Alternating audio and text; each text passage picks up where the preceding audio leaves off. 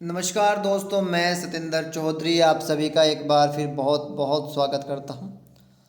दोस्तों, हमेशा की तरह इस वीडियो में भी हम एक बहुत ही इम्पोर्टेंट टॉपिक के बारे में बात करेंगे, जो ना केवल जेआरएफ एग्ज़ाम के लिए बहुत ही इम्पोर्टेंट है, बल्कि इन्वायरमेंट साइंस से रिलेटेड जितने भी एग्ज़ाम हैं सभी के लिए बहुत ही इम्पोर्टेंट है। इस टॉपिक से आपको बहुत बार क्वेश्चन मिले हैं और आगे भी मिलते रहेंगे। इस वीडियो में हम बात करेंगे ओजोन के बारे में, ओजोन की हिस्ट्री के बारे में जानेंगे या उसके प्रोटेक्शन के लिए कौन कौन से प्रोटोकॉल बने हैं, उनकी अमेंडमेंट कब हुई। ये सारा डाटा इस वीडियो में मैंने दिया है। बड़े ध्यान से वीडियो देखिएगा दोस्तों। जो लोग पहली बार हमारे चैनल पे आए हैं तो उनको मैं बता दूं, मेरा नाम है सतेंद्र चौधरी। मैं environmental research scientist, environmental consultant और इन्वायरमेंटल एडुकेटर हूं। अपने फील्ड में काम करते हुए मुझे 7 साल हो गए हैं। ये मेरी क्वालिफ़िकेशन के बारे में है। आप हमारे प्लेटफॉर्म इन्वायरो अकेडमी से जुड़ सकते हैं। इन्वायरो अकेडमी जो है वो लगभग सभी सोशल मीडिया पे आपको मिल जाएगा। फेसबुक पे, इंस्टाग्राम, व्हाट्सएप, टेलीग्राम, यूट्यूब पे तो अभी हम हैं ही। हमारा नंबर है 7696180020। इन्वायरो अकेडमी आपकी हेल्प करेगा जेआरएफ क्लियर करने में, गेट एग्ज़ाम में। आपको बताएगा कॉन्फ्रेंसेस के बारे में, जो वैकेंसीज़ के बारे में, ट्रेनिंग के बारे में। डेफिनेटली अगर आप हमसे जुड़ेंगे तो इन्वायरमेंट के सेक्टर में आपकी हम कोशिश करेंगे कि पूरी पूरी मदद करें। अगर आप हमारे चैनल से अभी तक नहीं जुड़े हैं तो हमारे चैनल को सब्सक्राइब कर सकते हैं आप। डेफिनेटली आपको फ़ायदा होगा। अब बात करते हैं आज के टॉपिक के बारे में। दोस्तों, नोटबुक और पेन लेके बैठिए, एक एक पॉइंट को बहुत अच्छे से समझिए, अपने नोटबुक में नोट कीजिए और याद कर लो।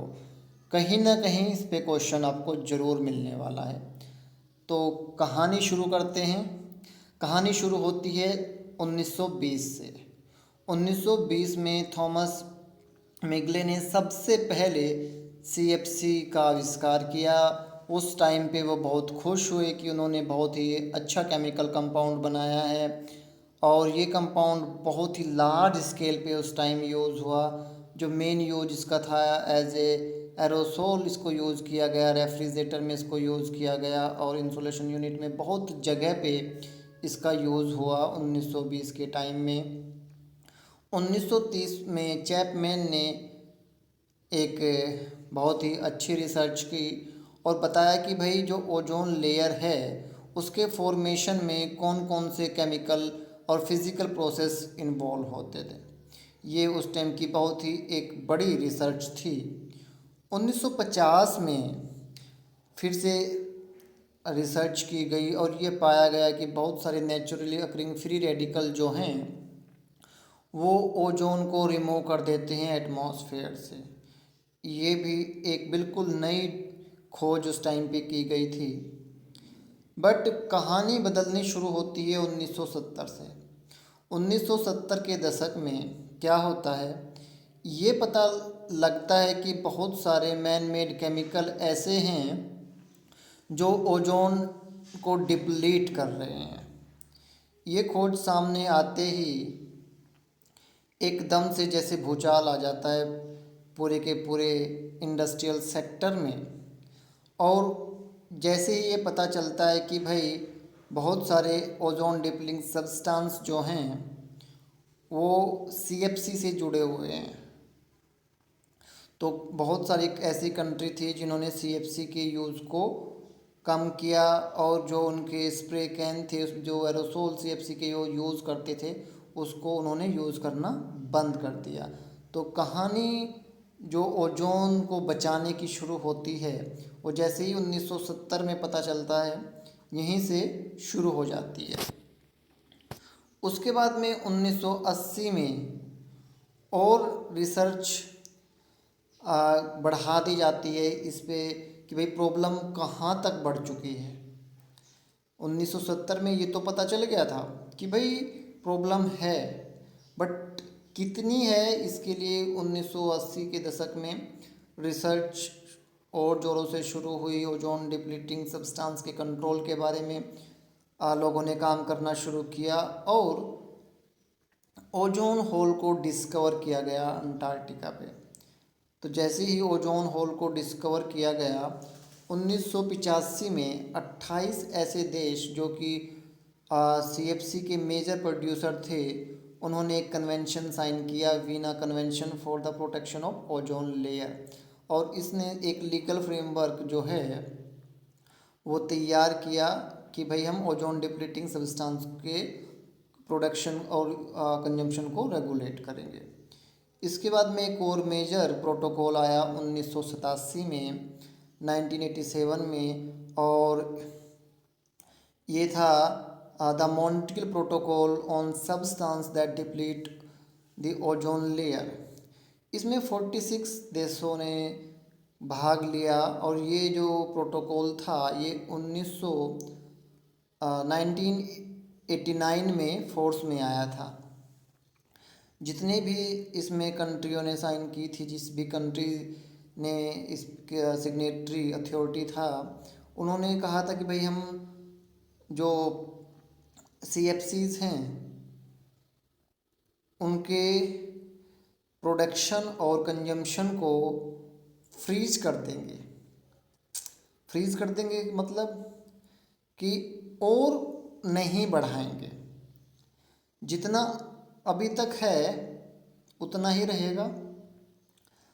तो उसके बाद में क्या करेंगे हम, उसके बाद में हम उसके लेवल को धीरे धीरे कम करेंगे और 1999 तक इसको हम 50%, 50% तक कम कर देंगे।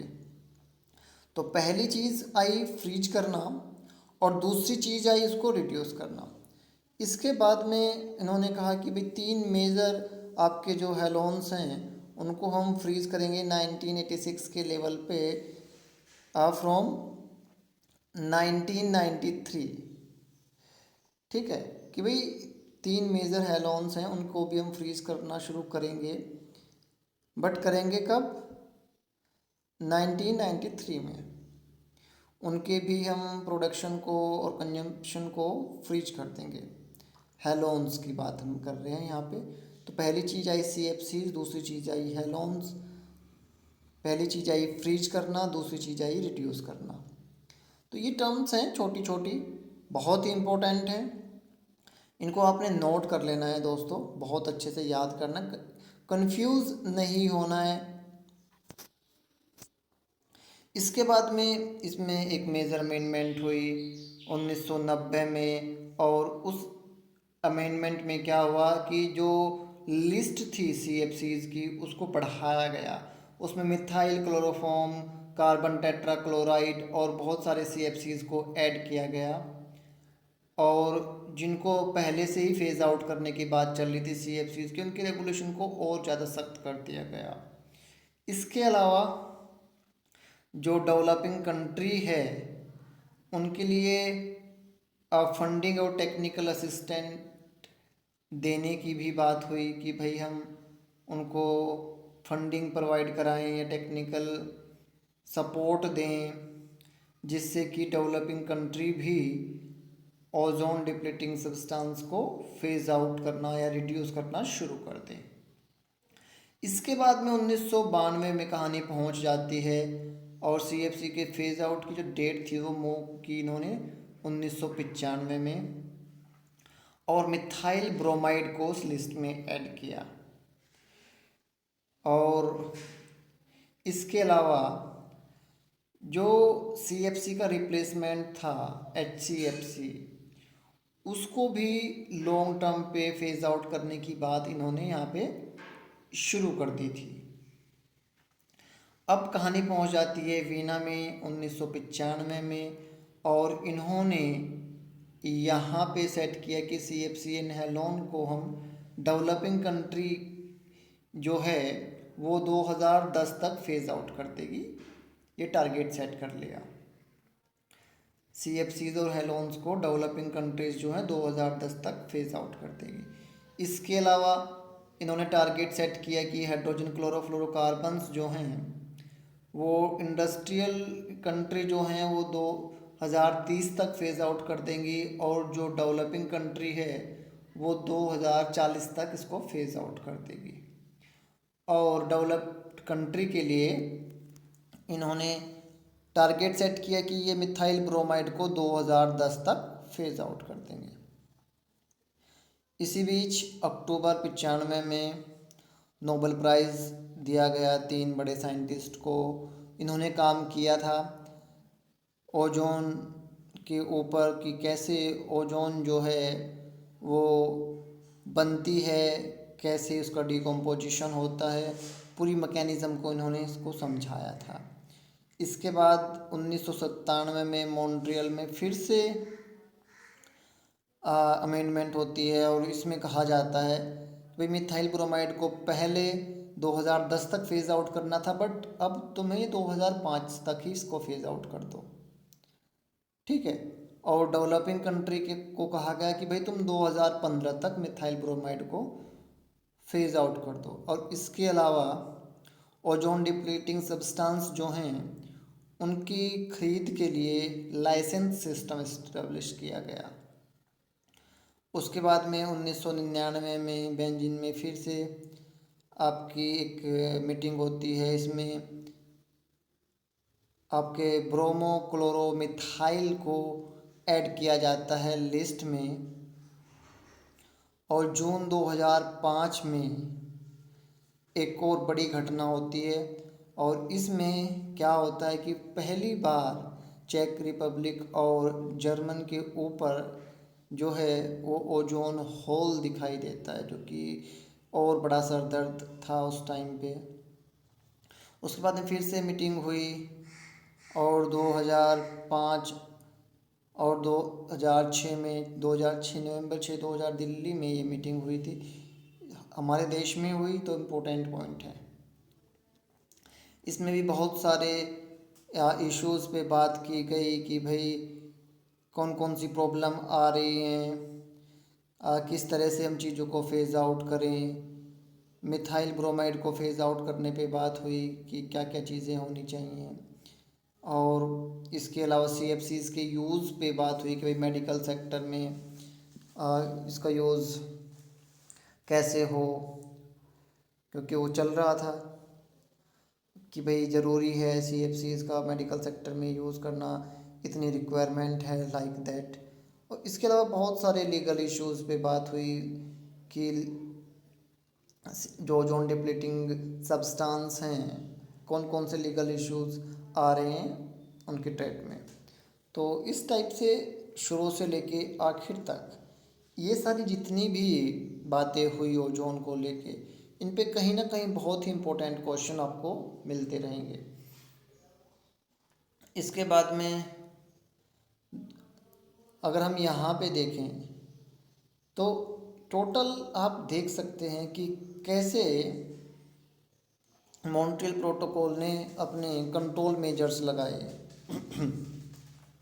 CFC को कहा कि भाई हम फ्रीज करना शुरू करेंगे, कब हम फेज़ आउट करना शुरू करेंगे डेवलप कंट्री के लिए, डेवलपिंग कंट्री के लिए, ठीक है।